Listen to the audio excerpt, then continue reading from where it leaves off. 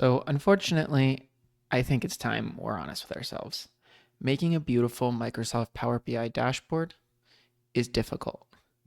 And one of the most difficult pieces about doing that is spacing.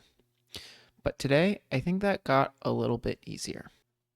You see, in the past, if I wanted to take this beautiful card visual right here and duplicate it for multiple KPIs, and then have all of those KPIs aligned up at the top, I would be doing a lot of holding the control key and selecting all of them and then going format and then align top, align distribute horizontally. And then I'd be over here in the size and position section guessing on the width and the height and trying to scale them in my page so they're all equally balanced.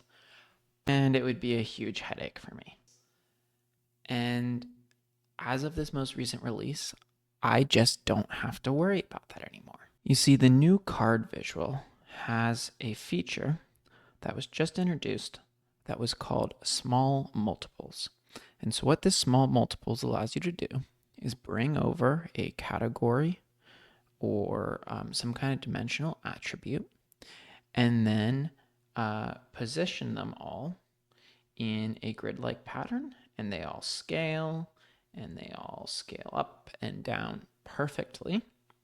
And then I can go over here into the visual formatting settings, and I now can fiddle with that layout, making it exactly how I want it to look.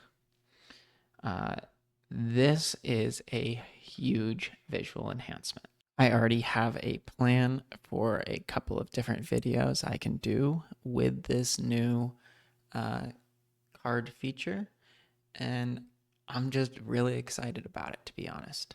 So, if you're interested in Microsoft Power BI or Fabric or Business Intelligence, and you want to see what I can do with the new card visual, give me a subscribe on YouTube to stay tuned for my most recent videos. And if you're interested about who I am or what I do professionally for work, check me out on LinkedIn.